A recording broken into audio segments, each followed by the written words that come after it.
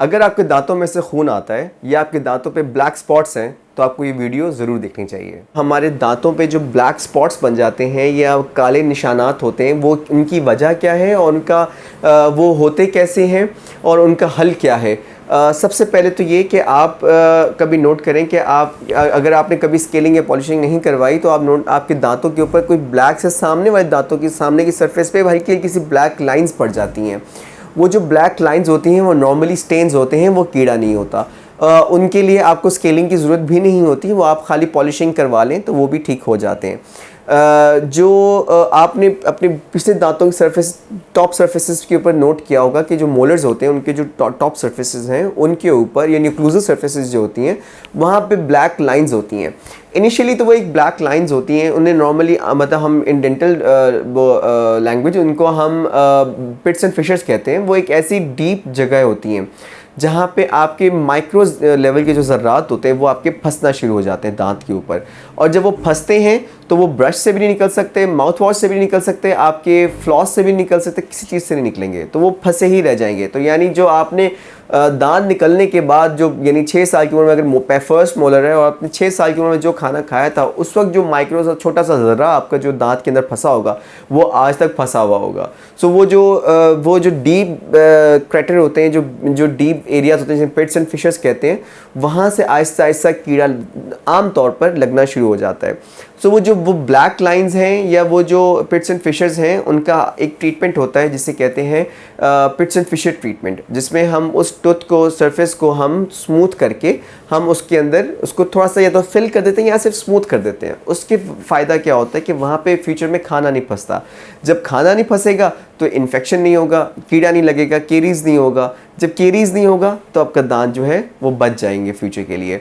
जो अब आपका जो नेक्स्ट इंपॉर्टेंट थिंग इज़ कि आपके फॉर एग्जांपल आप कुछ पेशेंट्स अपने दांतों में ब्लैक स्पॉट्स देखते हैं या वो देखते हैं कि कैविटीज़ बनी हुई खाना फंस रहा है लेकिन उनको पेन नहीं होता।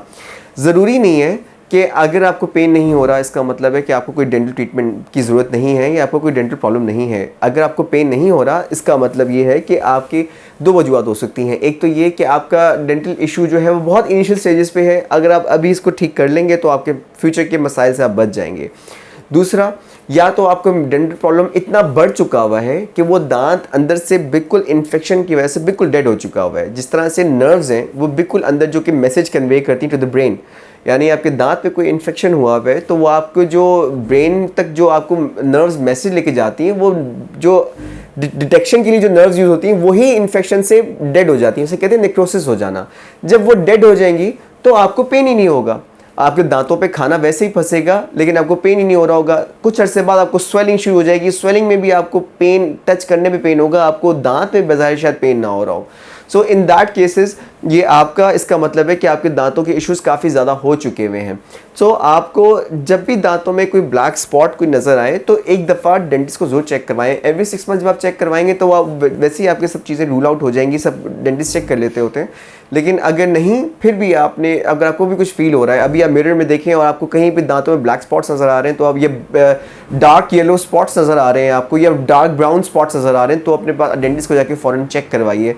दूसरा, जो ट्रीटमेंट है इनकी ये है कि अगर आपके खाली स्टेन्स है तो हम सिर्फ पॉलिशिंग ही करते हैं तो ठीक हो जाता है। अगर आपके स्टेन्स प्लाक एंड कैलकुलस है अगर आपका, तो हम स्केलिंग्स करते हैं तो वो ठीक हो जाता है। अगर आपके दांतों में अगर आपकी वो कैविटीज़ बन रही हैं या वो ब्लैक स्पॉट्स जो पीछे वाले दांतों में बनते हैं ख़ास तौर पे वो हैं तो उनमें हम पिट्स एंड फिशर्स कर देंगे। उससे ज़्यादा अगर डीप चले जाएंगे तो हम फिलिंग्स कर देंगे। उससे ज़्यादा डीप चली जाएगी तो फिर आपको कैविटीज़ बन जाती हैं वहाँ पे, तो इन दैट केस आपको फिर या तो पेन हो चुका, पेन शुरू हो जाएगा या पेन होने वाला है आपको। और वो जो कैविटीज़ हैं नॉर्मली उनमें खाना फंसता है और वो भी ब्रश करने से इसका निकलता नहीं है। आप एक अलग परेशानी में फंस जाता है इंसान कि वो खाना फंसा हुआ है, उसको निकालना मुश्किल हो रहा होता है। सो अगर वो जो कैविटी है वो आपके पल्प तक यानी जो आपके दांत के अंदर जो एरिया वाहिद जहाँ पे खून होता है या गोश्त होता है ये वो एरिया है, अगर आपका यहाँ पे अगर कीड़ा आपका यहाँ तक पहुँच गया तो उस पर इन्फेक्शन हो जाएगा इस तरह से, और वो फिर अंदर से जितना जहाँ पे अभी रेड है वो बाद में ब्लैक होके इन्फेक्शन से वो सारा काला हो जाता है। और इसका मतलब ये है कि हमें इन दैट केस हमें रूट कनाल करना पड़ेगा। हम फिलिंग पेशेंट्स आके हमसे अक्सर कहते हैं कि अगर हमारी इस तरह कैविटी है और इन्फेक्शन अंदर चला भी गया है, आप सिर्फ फिलिंग कर दीजिए और हम वी आर गुड, नहीं, वी कांट डू दैट, बहुत अनएथिकल है। अगर हम फिलिंग कर भी दें सो इन दैट केस आपको फिर पेन आपका और ज़्यादा बढ़ जाएगा, और वो बढ़ने की वजह ये है कि जो आपका इन्फेक्शन नीचे बन रहा है वो पस बन के आपके मुंह के अंदर ही ड्रेन हो रहा है, और अगर हम उसको ऊपर फिल कर देंगे तो यानी जो पस है उसको ड्रेन होने का रास्ता भी बंद कर दिया हमने। इन दैट केस आपको एकदम से ही आपको स्वेलिंग होना शुरू हो जाएगी, आपको पेन आपका एक्सक्रूशिएट करेगा। So what we need to do is we need to do the root canals and crown and everything. Root canal में होता है कि हम दांतों की जो जड़ है जिसमें आपको दिखाया उसमें इन्फेक्शन हो जाता है, उसको हम साफ़ करते हैं, साफ़ करने के बाद हम उसके अंदर फिलिंग करते हैं, फिलिंग करने के बाद हम ऊपर क्राउन कर देते होते हैं। और इसके अलावा अगर ये सब चीज़ों से बात आगे बढ़ जाए तो इन दैट केस हमें दांत निकलवाना पड़ सकता है। सो आई वुडंट रिकमेंड कि आप दांत निकलवाएं, वो आपको आप एक लंबे मसले में फंस जाते हैं कि दांत निकला फिर उसके बाद नया दांत लगाना, तो उसमें भी इम्प्लांट्स हैं जो कि कॉस्टली ऑप्शंस हैं। सो आई वुड स्ट्रांगली रिकमेंड कि आप जो है दांत सेव करने पे फोकस करें। So that's it.